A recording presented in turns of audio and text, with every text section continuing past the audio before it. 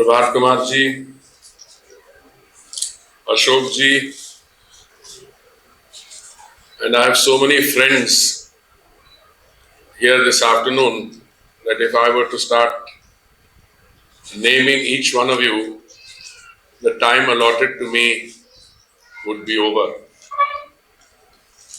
But I think as I look around the room, I can say with a degree of confidence that except a few people present here today, I have perhaps known Ashok ji the longest.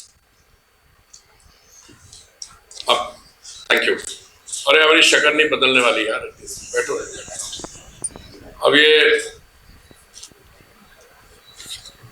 many of you knew him as the PTI's resident correspondent in London. Others have worked with him in the Vajpayee PMO.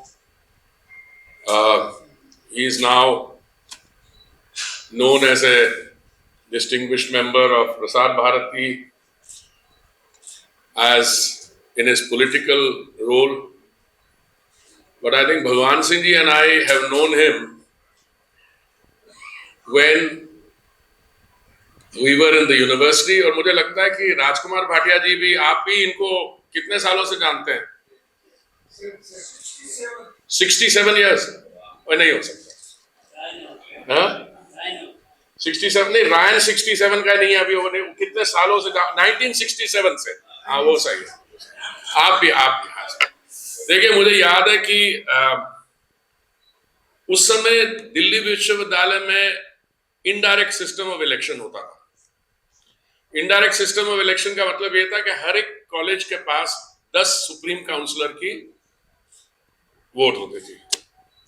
और before we converted to a system of direct elections, that system of an electoral college comprising elected supreme councillors and the college prime minister or president was one of the most, I don't know, Pankaj, how should I describe it?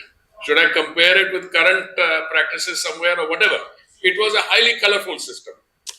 So what used to happen is that supreme councillors used to be taken on a jaunt. Now, Pankaj can't stop laughing. I won't go to the full details. I'll just describe the periphery. So, one of us means हमारे साथी थे वो, मैंने तो civil service का इम्तिहान दिया, मैं वहाँ चला गया, पर वो कॉलेज के प्रिंसिपल बन गए। आप पता मैं किसकी बात कर रहा हूँ। तो मेरे पास आए चुनाव से पहले, ही सेड कि भाई वोट किसको करना है। मैंने कहा कोई शक है इसके बारे में? नहीं यार शक तो नहीं है, we are clear in our mind. मैंने कहा डाउट क्यों हो रहा है? We know whom we have to vote for. पर ये पोलिंग बूथ के अंदर बैठे थे, याद है आपको? दिल्ली यूनिवर्सिटी स्टूडेंट्स यूनियन का इलेक्शन था, तो कुछ ऐसी हवा फैल रही थी वहां पे कि there was going to be cross voting etc.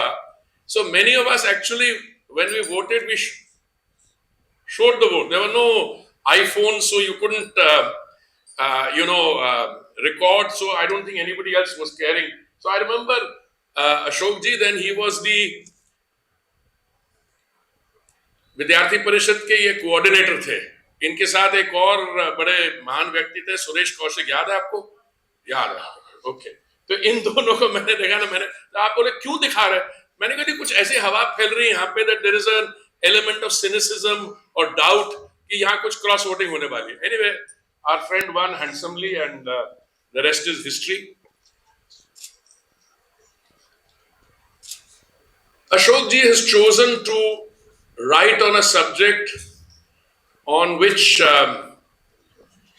expertise comes quite easily, but he has chosen some very interesting aspects of that important bilateral relationship.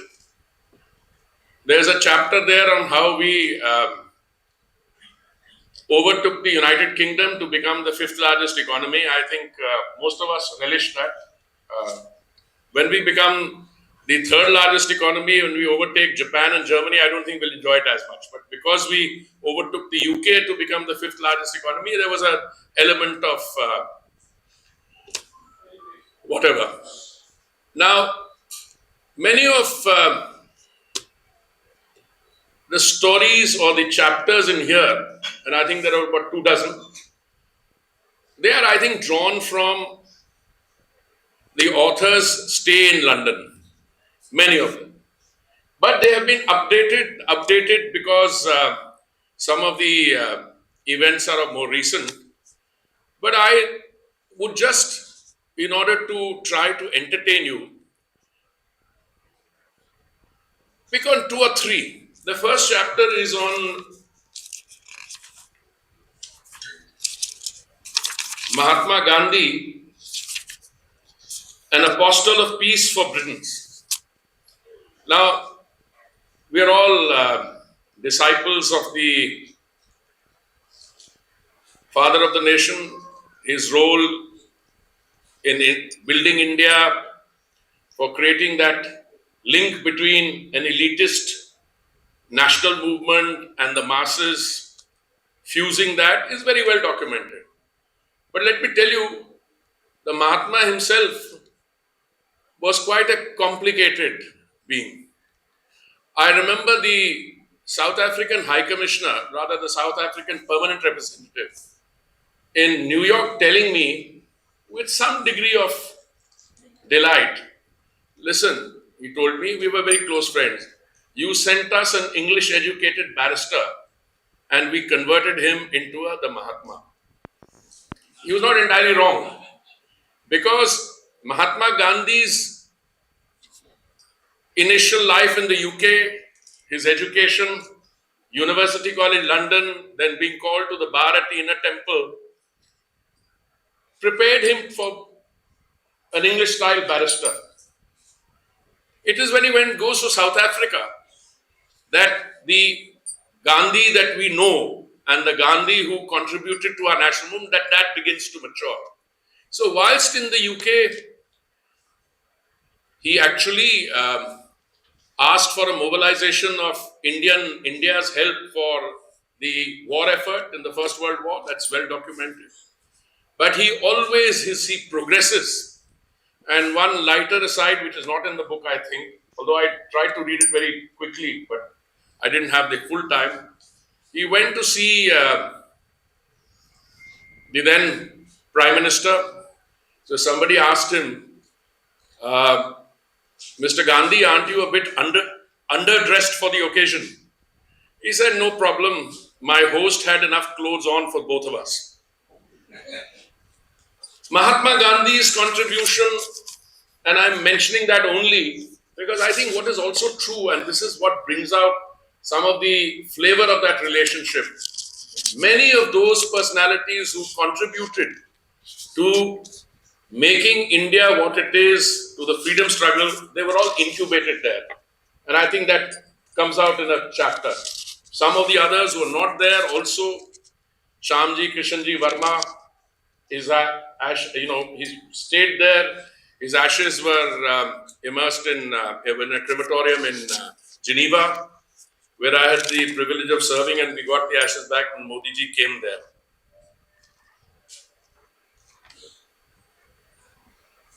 This chapter, Indian icons honored in UK with blue plaques, I refer to that. There are several other chapters which refer to giving flavor to the India-UK bilateral relationship. The FTA, which is on the anvil, it reminds me of a country I served in, and I'm saying this in a lighter way. He said, that country, I won't name it, I may be misunderstood, has a great future. And then somebody goes on to say, and will always continue to have one, which means it will never reach that point of greatness, and therefore all.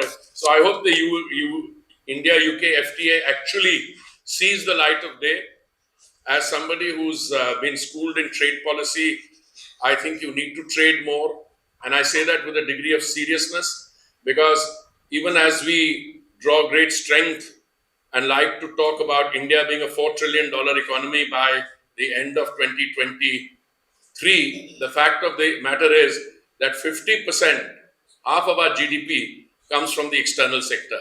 That is the value of goods and services exported, imported, and the value of remittances. So trade is important. Indo-British cooperation in the aviation sector, India-UK telecommunication. All these, I believe, are relevant in understanding what the dynamics of the current bilateral relationship is. But there is something in there, and I don't talk about the political facts that you have a Prime Minister of Indian origin. I'm not going to talk about the fact that XYZ have made a name for themselves. I think what is important is that I don't like the word diaspora, but the Indian origin community, many of them, because of the severe inheritance laws, decided to move residents from UK to Dubai. I don't know what's going to happen, whether they'll move back, but that depends on how things flow. I think they have given shape and content to that relationship far more than what the diaspora or an Indian origin community can do elsewhere. And I think that comes out in this in these chapters very meaningfully.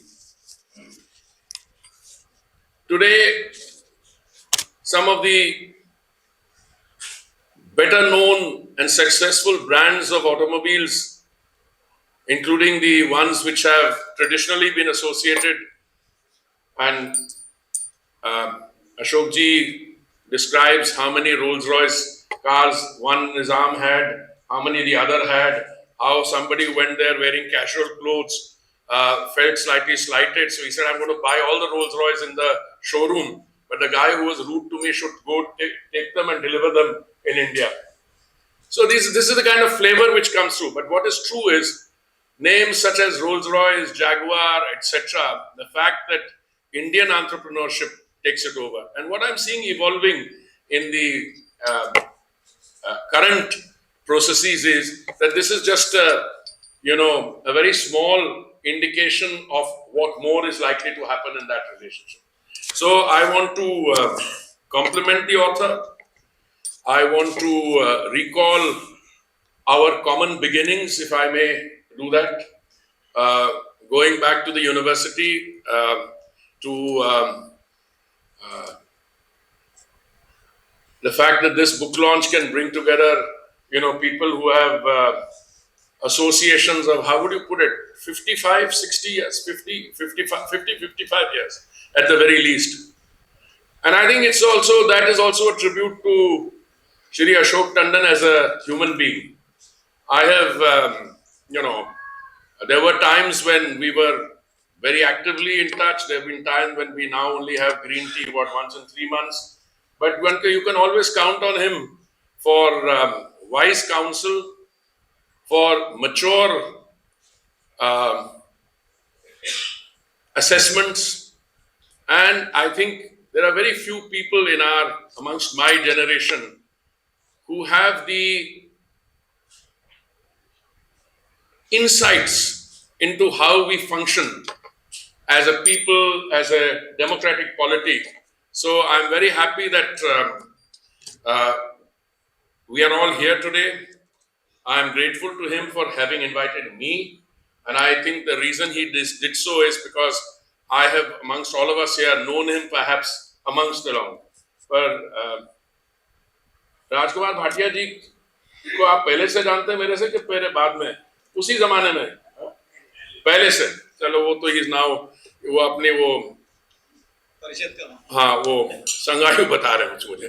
चलिए, thank you very much and thank you very much for giving me a patient hearing. Thank you.